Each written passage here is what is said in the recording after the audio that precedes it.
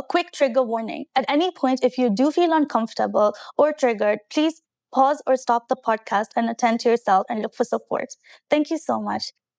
I'm sending you so much love and so much strength and so much resilience as you go through this journey. And I'm always there for you whenever you need me and however I can be of support. Everyone has their own role in everyone's life on how they can support. And sometimes it's just saying, I don't know how to help you, so I will just listen to you. Or I don't know how to help you, so I'm going to just send you a cupcake and enjoy. Yeah. There's nothing in particular that you can do to support unless someone asks you.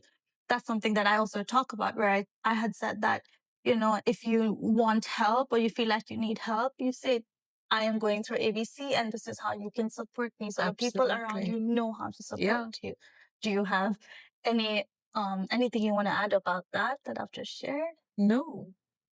And I think it's not that you sometimes need to just show up. Sometimes it's simple, like you just pick up a phone call, right? And half the time she'll call me when I'm drugged and she knows I'm drugged. By the way, please explain drugged, because this is an ongoing dark joke between us, because I'm certified yapper, ramble on, and when I know she's drugged, it's even better because she won't remember in the morning, so I can just keep going on about my own nonsense. But please explain for anyone listening to this. Yeah, so drugged doesn't mean drugs. Well, they are serious drugs. But yes, I'm on an array of different medication. And for the cancer, for the heart and the cancer and everything else and the pain. And the ones at night, particularly because some are opiate based, for pain relief. And I do take them at a certain time because, again, my OCD, which I shouldn't have, but I do. And it runs in our family. It's an inherited disorder. We've accepted it. And so she will call and she'll pre-warn me and say, I need to speak to you, so either delay your medication or call me now when you're not drugged. Yeah. This conversation needs to happen sober. Right, yeah. You need to just be able to say yes, more than yes, okay, or Like the other day, I think, was it Wednesday? I woke up in the morning to message good morning to Bali, and I saw we had a 20-minute voice call. And I'm like, Bali, did we speak last night? I don't remember. I have absolutely no recollection. But now I know I do not respond on WhatsApp, calls, etc. when I've taken my medication, because I learned the hard way. I would reply to WhatsApps or take calls, and family, close friends would be like, call you the next morning and say, Prash, are you sure you're okay? Until now, they've realized that, okay, she's taken meds. So we'll take what she has said with all the grammatical spelling errors, words, rambles, slurs, going from one end to the other end of a conversation, or panicking, or extreme things I would not normally say out loud. And they will be like, yeah, we know where you are. Yeah. So we'll just let it be. And many a times, especially my brothers will be like, and my sisters will be like, we're not gonna continue. We'll talk They'll tomorrow. just stop. No, they don't even say anything. They just stop responding. Fez. Or asking. So very few of them will be keep the conversation going, if at all. So there's that. So this is it.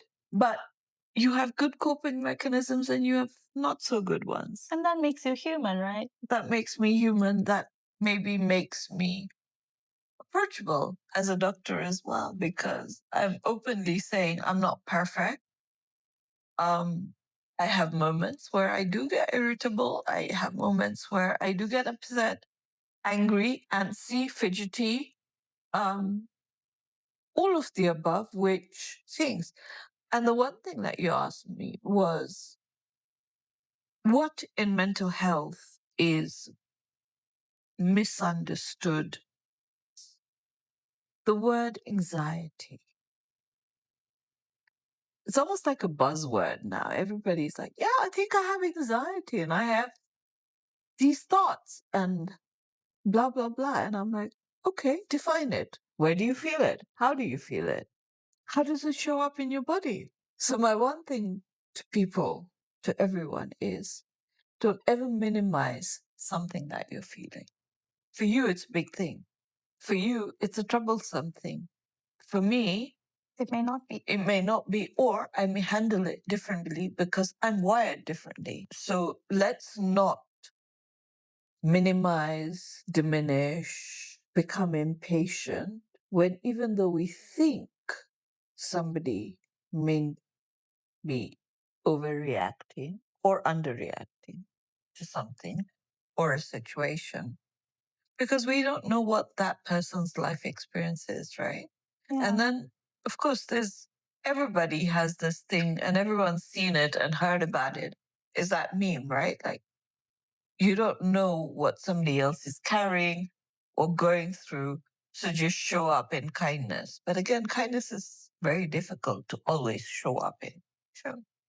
So patience, grace, and kindness in whichever order it comes. Sometimes it's okay to say, I can't deal with it, like you said, and you'll be like, I don't have capacity, I don't have bandwidth. Fine. X, they'll help you.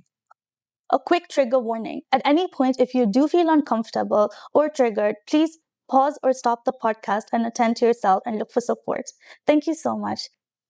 I don't feel like you only need to go to therapy if you need help or you're crazy. I feel like everyone has issues that they can just go and talk about. And you know what? If you need to pay someone, you need to pay someone, because sometimes you want to share your information with someone who's non-judgmental and a third party, someone who's not in the mix, so you get your like a proper answer rather than getting a biased answer. I think something that you also shared is something that I needed to hear, because I'm constantly calling my friends sometimes, or calling Prashna, like, I reacted this way or I'm upset about this. Like, I'm not overreacting, right? And I think that's something that I feel like people in my life and different years has projected on me, that I've taken inwards to be like, okay, I do sometimes need that validation of, okay, you're not overreacting, because I do. We all do for certain situations. But like it's also important to know when it's time to take a step back and calm down and come back to a situation, or whether, yes, okay, you are hot-headed and like you should be, because the situation is per se. So I think that there's so many reasons why you should go to therapy, and it's not about fixing yourself. It's just about improving yourself, because life gets so much easier. Like, I'm sure your therapy is like other practitioners who you open to, and let me tell you, your therapist also has a therapist. Oh yeah, plenty. Exactly. Not just one. There you go. I've said it before on my social media, and you've got the therapist telling you that all therapists have a therapist. And that's because, we are human and we do need community and we do need support, and there's nothing wrong with it. No. I feel like that's also another misunderstanding about therapy. Oh yeah, of course. So you raised two important points there. Perspective. It's always nice, important to get perspective on whatever you're feeling, going through, thinking, emotionally, whether you've had an outburst or not. And that's what a practitioner should be doing. They're not giving you a solution, but they're giving you perspective and a skill. And I call it a toolbox, where you can now go into this toolbox and say, okay, so today I'm feeling X. To feel better because of X, I have this skill that I've been given, or this tool that I can rely on. Okay. So it's perspective. A lot of times we'll have conversations and like, oh, I never thought of it that way. Because you're in the midst. You're the one going through all these big things. My job, my role is, yes, to listen, but also to give you an option to say, have you thought? Do you think? Do you feel?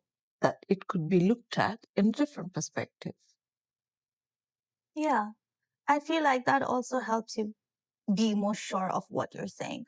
Because, throughout the 3 years of therapy that I've been in, and my therapist has done the same thing. And I've seen it vary depending on the situation, because sometimes she does do that. And I'm just going to use the word play devil's advocate and, say, but like, why don't you think of it this way? Or think of it as if you were in the other person's shoe, right? Correct. And this can go two ways for me. So either one, I'm like, yeah, I think that, maybe I didn't react properly, or this could have been handled better, or whatever it is. Or there could be the side where I was like, yes, I understand that, but I still stay strong on my point or my reaction because of A, B, C, D. So I feel like everything is a win-win, because you either see that, okay, yes, this was wrong, but I am still valid for how I feel about certain situations.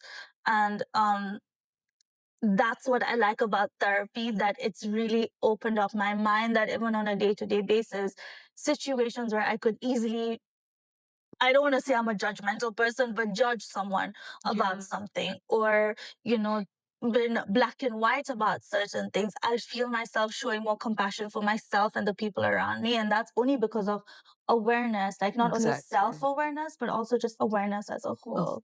Other things, yeah. A quick trigger warning. At any point, if you do feel uncomfortable or triggered, please pause or stop the podcast and attend to yourself and look for support. Thank you so much. For all the parents who are listening to this, your patients range in age, right? What type of advice would you give like a younger demographic? So let's say 7, 8 years old, because I think it's even just healthy. Like, if a child has gone through something, I don't want to, again, just throw around words like traumatic, but if they've gone through certain situations and they feel, or the parents feel a need that, like, if they get the support, they can move forward faster, rather than not knowing where the child is, or assuming they've quote unquote forgotten, right? So age 7 to, your teenage years, what type of advice would you give parents? Change of behavior. If you notice as a parent, as a caregiver, a teacher, a drastic change in behavior, could be angry outbursts, could be isolation, could be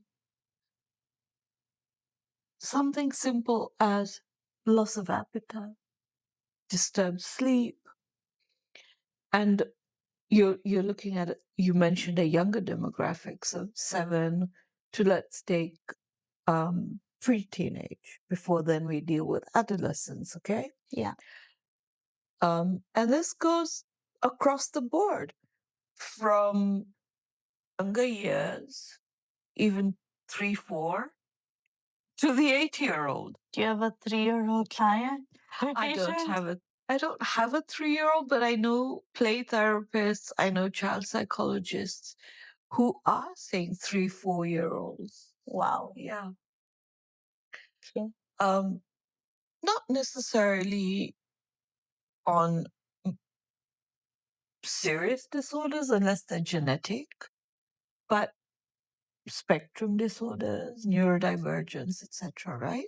Which come with their own other set of difficulties. So, like I said, it can range. And I have patients who are geriatric, who are 80, 83-year-olds. And then we have the 7-year-olds whose parents will come and say, child. And I had one this morning in MP Shah, first assessment. Dad called me, reached out, explained a bit of the history. Mom came in with dad today and the child and say, Mom was like, when he was 1, he would hit his head on the wall. And I never thought there was something wrong with that. You're like, okay, thank Again, you. coming from a place of non-judgment. We don't know what was going on, right? Exactly. And I'm very conscious when I'm dealing with under 10s, especially, because I don't ever want to ask a question. So don't forget, at that age, the natural reticent is to want to please the adult. In this case, it's me in the room. Okay. as humans, we want to always keep other person happy. But children more so, right? Because they just want to not make the adult in the room or in their life at that moment unhappy or feel that they're not good kids. So I'm very careful when I'm even questioning or having a conversation because I don't want to plant idea into this child's mind that what they're feeling is wrong or they've got to lie to me to make me not ask a question or any of that. Interesting. So, of course, I will go back into my experience and toolbox, my own toolbox as a practitioner, and ask them to draw a picture of themselves and how they see themselves and try and decipher what's going on in the back of their head using these things as we've grown to learn. And, you're having a conversation with them when they're playing, sensory play, etc., etc. So that's the pre-adolescence, so childhood to pre-adolescence. Yeah. A quick trigger warning. At any point, if you do feel uncomfortable or triggered, please pause or stop the podcast and attend to yourself and look for support. Thank you so much. I'm fortunate enough that the CEO of MP Shah, Dr. Tosif, mandated me last year to develop a program called the Adolescent Mental Health Program for MP Shah. And she's very passionate, and I've been lucky and fortunate that I've got someone who is almost like a mentor for me, who sees that this is a group, a population, and a demographic that has very unique difficulties and experiences from when we were growing up and when I was growing up and when even you were an adolescent. Of course, peer pressure is different. Access to social media is different. There's so much information that adolescents have out there that it's confusing them. They don't know what's right. They don't know what's wrong. The internet is strife with information which can be factual, but also not factual. I have one experience that I fall back on, and this is a 15-year-old who took 22 pain meds, Betapen, and so confidently said to me, "Doc, I did research. 22 wasn't going to kill me, but it may have put me into a coma or given me seizures." With full confidence, they came and told you this. Yeah. And I was like, okay, thanks for sharing that. But did you ever think that you could never come out of a coma? So this 15-year-old was like, no, that never came up in my research, that I could never come out of a coma. And I was like, yeah. Or the complications that could come up And from this. 22 could have caused you a seizure as per your research, rightfully. But you do realize for a doctor to keep you off a seizure would mean either you're taking anti-seizure medication or epileptic medication or any other strong medication. And the 15-year-old was like, I never thought of that. Does it get that serious? And I'm like, yeah, it does. But I guess that's what social media does, like, or the internet. Like, I just feel like this connection and like disassociation that like you think about one part, but you wouldn't think about the effect, or like you wouldn't take it too seriously because again, like they're reading this through a screen, right? And so Correct. there is that disconnection from real life or thinking things through and execution and the effects. Then But then I also like reminding everybody, whichever demographic, Google, ChatGPT, or AI, or whatever you want to call it, will only answer what you ask it. exactly. If you don't ask it something, or ask the proper thing. Or anything, it will never answer it. And I don't know if you are aware, late last year, late 2025, there was an incident which made news where somebody asked ChatGPT how to commit suicide, and ChatGPT gave an outline, a step-by-step process, and went ahead to say, I'm here with you, standing with you whilst you do it. Horror. The horror of just hearing that. And the person did end up. And I think that's why now the guidelines have changed and they did the full reboot. And yeah, that's insane. Hence, you have, I think it's 5.0 right now. Yeah, I don't. My boyfriend. I don't know. I need to check and Dark upgrade, humor upgrade my boyfriend at this point. to 5.0 or higher. But yeah, That's insane. so there is space. The internet is a good tool. Fully acknowledge that. But there's also where it's not. Of course. Wow. Thank you so much for sharing that. And thank you so much for sharing the horror of like this situation about even the 15-year-old. I can't begin to gasp, like even thinking of such a thinking of the pills, like I don't even know what to say to that. You know, I talk to you on a day-to-day basis, and right now I'm just gonna say my mid-20s, but we know it. It's more of my late 20s. And, you know, I'm constantly talking to you about like this, you know, your 20s are when you're supposed to live life and like it's the confusing years and everything. And I know that it's not just me who's gone through turmoil in the past year of 2025. I think everyone has. But I would just like some advice for like people between their like mid 20s to late 20s who are still struggling to, you know, figure themselves out or getting like societal pressures on whether it's what we talked about when in the beginning of the podcast, which is finding someone and settling down, or, you know, financial struggles, or career. And, you know, there's always uncertainty or there's always growth, but could you just share a tool that we could use, or like a statement that we could always remember to just keep us going? I think the one thing I would say is, as much as we all have goals and personal goals, if it doesn't fall within the timeline you had set for it, it's okay.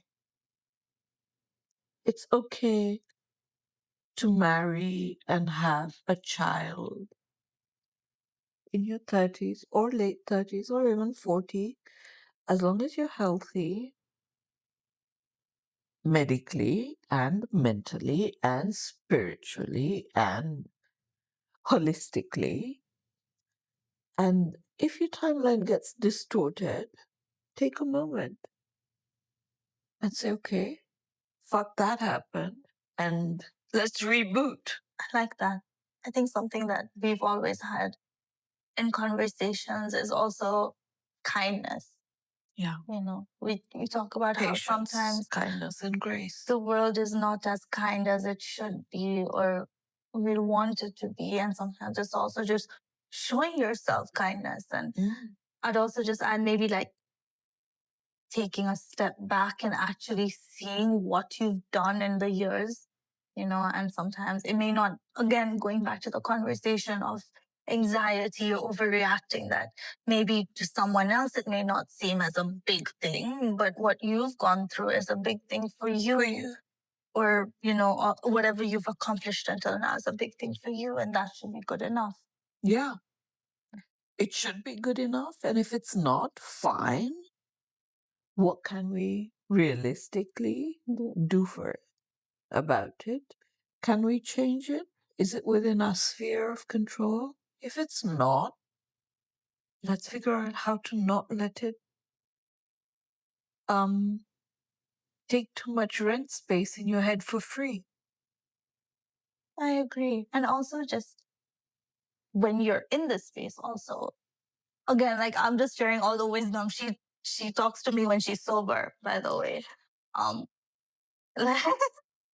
but also I think something else that you share is don't come from, because I went through that last year where I was on the phone with her one day and I just said, I feel like I'm not accomplished much, or yeah, I know half my friends will be rolling their eyes when they're listening to this. Okay. But I was at that space where I was like, I should have accomplished more than I did. And she said, yeah, Bali, but even though this was a setback year, how much did you accomplish for yourself in the year? Have you taken a minute to list everything down? And I think that also brought perspective, because that also moves you from a place of fear and shame to like acceptance and a bit of a drive to move forward from passion. Passion, yeah. Rather than also just that anger, the guilt of shame that's pushing you. So I think also intention is important with how you lead life. And limit your expectations, including for yourself. True. Yeah. As much as we say we're human and we want to achieve, Everything. I want to own a home by 30. At 15, I still don't own a home. Thank you. So, It's perspective. Okay. It's okay. Perspective. Exactly. I feel like this conversation is just a big fat therapy session in itself. There's so much vulnerability and so much sharing, and the topics that have kept coming up is kindness, self-compassion, kindness again, because we need a lot of that. So much. Perspective, and how can we normalize vulnerability and self-compassion in a culture that just glamorizes toughness? Like I said to you, and I say this so much in different ways and words, it takes strength to be vulnerable. It's not a weakness, and it should never be seen as a weakness. And there is authenticity in vulnerability. Wow. That's so true. Thank you so much. I think that's why I started doing what I wanted to do. And I've had people across, all these years saying, oh my God, how can you share that? It's so vulnerable. You're putting yourself out there. And sometimes it's just, what? The right people will take it the right way. Yeah. And the right people will get the help that they need. And that's the reason why I did it, because I see the shift in my life and I wanted to, help people help themselves. Right. And so there is strength in that as well. There's immense strength in vulnerability. And one last question. What is something that you could tell your younger self now? Hindsight is 2020. Hindsight is truly 2020. I think what I would tell my younger self is, you don't have to be a bitch. I love that. You don't. Do you want to elaborate on that, or you just leave it like I that? just want to leave it with that. Everyone who'll get it will get it. Some conversations and some phrases are just that. So remember, you don't have to be a bitch. I'm going to take that with me. But yeah, you don't. Thank you so much, Prashna, for sharing so openly and deeply your thoughts about therapy, about cancer, about your journey. I hope that this conversation lands with whoever it's meant to. Thank you all for listening, and please get the support when you need it and if you need it. There is only strength in vulnerability and getting help and therapy. Thank you so much, and see you in the next podcast. Bye.